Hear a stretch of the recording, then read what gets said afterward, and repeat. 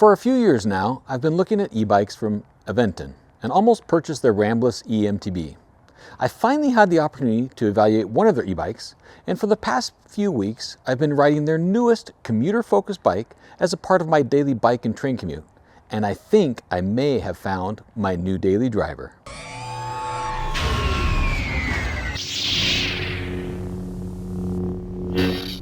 Hello everybody, this is Matthew Miller, otherwise known as Palm Solo, and thanks for visiting the Mobile with Matt YouTube channel. Please consider subscribing to support this channel, and if you enjoy the content, share it on your social networks too. Aventon has some very compelling e-bike models, and I've been riding the lovely matte Aurora Color Level 3 e-bike for the past few weeks. This bike is clearly targeted at commuters, and it has plenty of features to make it one of the best for getting to and from work, and for having one of the safest and secure bikes available. But let's first unbox the bike, and then I'll get into the details of the bike and my riding experiences. The Aventon Level 3 arrived with very clear directions in the box, with the accessories and the manual up top. So I looked at the manual to make sure what was needed to be done first, and then of course took all of the packaging material off of the bike. And the first step was to put on the handlebars, which was pretty easy, no problem with the 4 bolts. And then of course to install that front wheel and tire, and that was also pretty easy on the bike. And then the last thing was to get the handlebars aligned perfectly, which I did by standing over the bike. And the nice thing you can see about these tires is it also has the reflective exterior on them, which is nice for a commuting bike. Putting on the pedals, and then the last thing to do was put on the front fender. The rear fender and the rack are already installed. It's nice to have that front fender and headlamp as well put on there. The one thing that took a little bit of time was hooking up the wires because they were not color-coded, so I had to use the manual to find out exactly what wires to put on. But after putting all the wires together, the bike was ready to roll. The matte Aurora color is a lovely shade of purple, kind of matching the shirt that I have on. Aventon also offers the Level 3 in matte black with both regular and large size options. Given that I'm 6'1", the size large fits perfectly for me, and that's what I was testing. The MSRP on this bike is currently $1,899, but Aventon currently has a $200 price discount, so the total currently is $1,699. Just make sure to check out the website for the latest pricing. Let's start out by diving into some key specifications of the Aventon Level 3. It has that typical 6061 series aluminum alloy construction. It weighs in at 67 pounds, which isn't too bad given the size of the bike and all of the features that it has. It does have a fairly large capacity of 300 pounds, and it also has this rear rack on the back, and that has a capacity of 60 pounds. It's not integrated into the frame, but it is secured very, very well to the frame in 2 spots. The bike has a 500-watt rear hub motor with 864 watts of peak power and 60 Newton meters of torque. The battery underneath here on the frame is 36 volt, 20 ampere hour LG battery cell battery. Similar to some of the newer bikes that we've seen, has torque and cadence sensor functionality.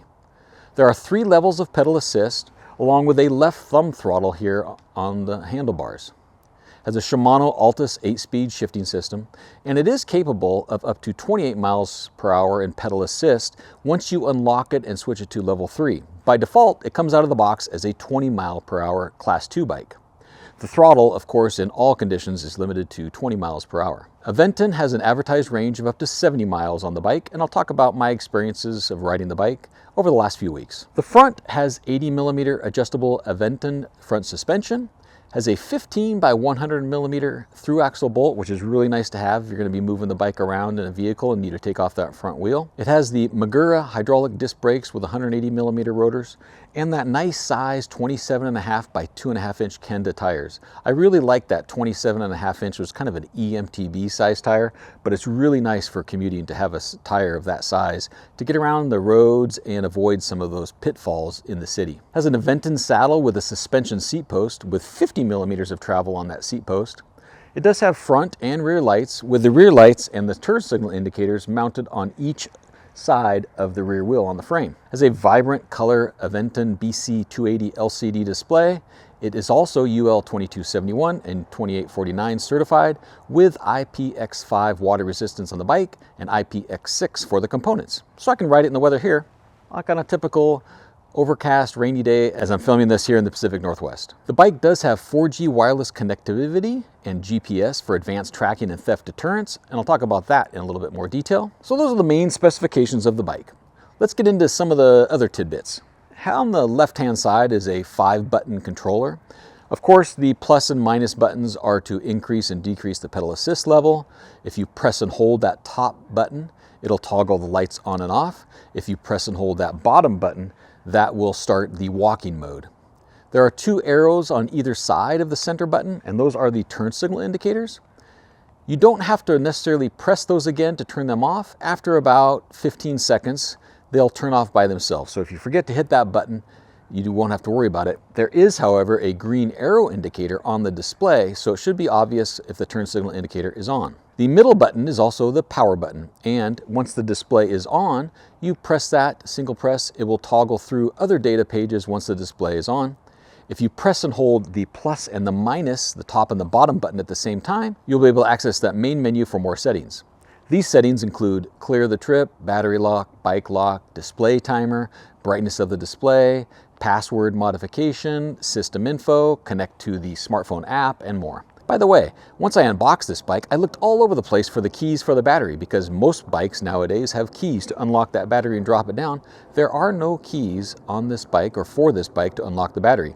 You can use the display settings or the smartphone app to initiate the battery unlock feature and remove that battery, which actually adds another level of security to the bike to be able to have it locked down and can't even remove that battery unless you have the connected smartphone. Speaking of the smartphone app, there is an Aventon bike app for Android and iOS.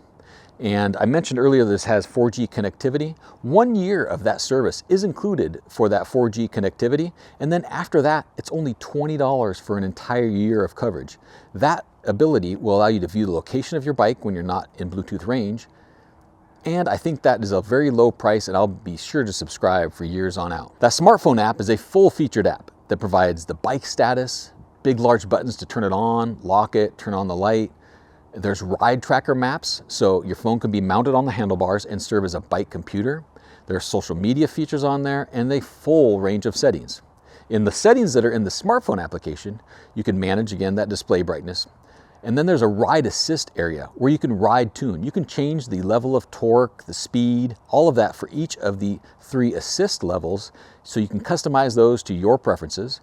You can customize the sensor switch and switch between torque and cadence sensor in the settings. You can set speed limits. There's also security and anti-theft features in there, such as tracking the bike, the alarm, the lock the rear wheel, which is a physical pin that locks that rear wheel, so keep people from moving it.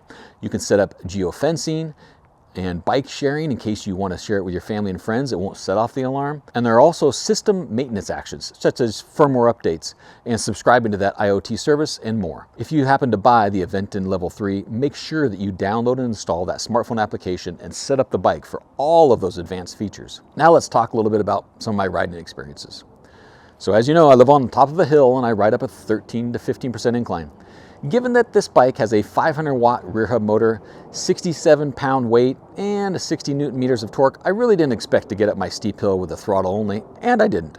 However, I put that bike into the turbo mode in the lowest gear and I made it easy, going at 8 to 10 miles per hour. One additional feature of the Level 3 is a boost mode, kind of a 4th pedal assist mode. That provides peak power of 864 watts, but that is only for up to 30 seconds when you're going up steep hills or you're hauling heavy loads. But it is a nice feature to be able to bump that plus and get up that hill a little bit easier. It's always fun to ride e-bikes in throttle only mode. Makes it feel a little bit like a motorcycle.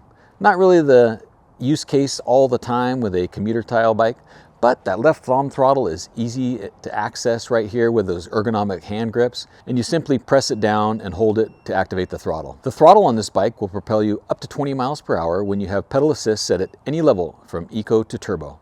The pedal assist level has no impact on the throttle speed. So at the lowest eco mode, if you have it on, you're going to get 20 miles per hour. And you may be hearing that little beeping going on. That's because I bumped the bike and I have it off, and it's warning me that something has happened to it. Battery consumption in throttle only mode for me, with a slight grade on the road, shows about a 30-mile range.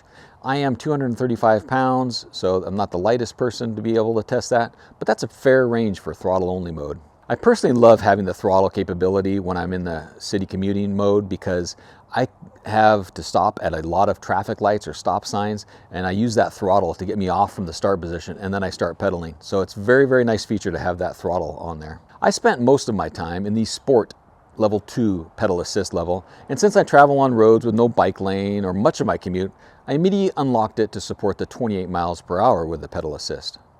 Eco level wasn't offering me that much help, so I only used this when riding around town with a family when I didn't have to have any speed behind me.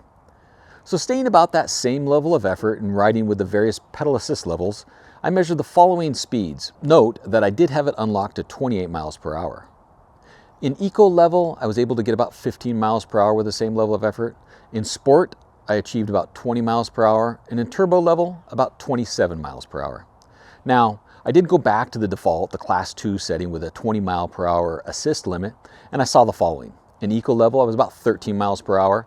In Sport level, about 17. And then at Turbo, I reached that 20 miles per hour assist. And with pedal assist on and a range of different testing that I did, I measured an approximate range of 45 to 55 miles. That's a pretty good range for this bike, especially with my weight and the areas that I ride, and I'm pretty happy with that range. Pressing that center power button after the display is on will actually show you various data pages, including one with estimated range remaining in the battery at your selected pedal assist level. And I did find that, maybe not exact, but it was a very nice guide to help you plan your ride and reduce the pedal assist level if you have a longer distance to travel than the range shows. We don't see too many bikes provide you live range updates on the bike, and that's really helpful for you to manage your battery, your assist level, and make sure you get home with still some battery left in the tank. If you happen to be riding and the battery dies, the bike can still be ridden with no assist. It's well designed for no assist due to the commuter style frame and layout, but I only tested out this option and I prefer to ride that with pedal assist most of the time. The bike is a bit heavy, so it takes some effort. Going flat was no problem at 10 miles per hour or so. Going up hills was a little bit more difficult with no battery. Looking at some of the fun things and the pros of the Aventon Level 3, it looks great in this matte Aurora finish. It's very well constructed with solid welds and good quality parts. And you may ask, where are the cables? That's one thing that I noticed when I unboxed this bike. As I unboxed it, I'm like, okay, this is an electric bike, but where are all the cables at?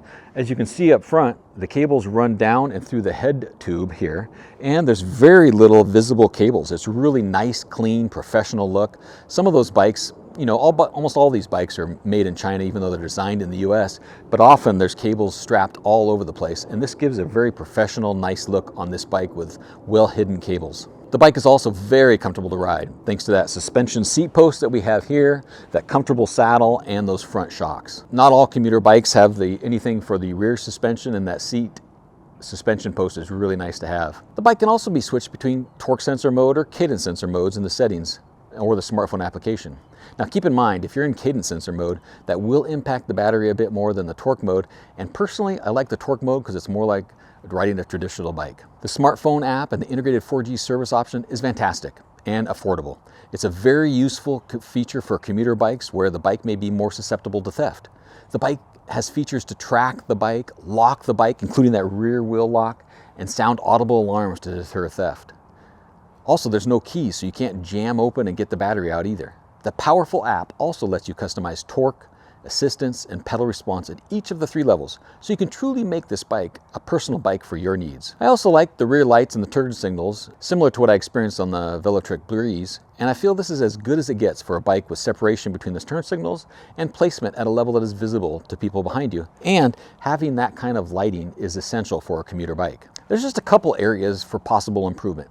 I do like that boost mode option for helping me up steep hills, but I would like to have the ability to maybe set that time rather than just limit it to 30 seconds. Maybe if I have a really long steep hill, I can make that 90 seconds or something else. That would be a nice feature to have to increase that boost mode, understanding that it's going to consume the battery a little bit faster. And as I mentioned, those placement of the lights on the rear are nice, but they do not function as brake lights. So that's kind of one miss.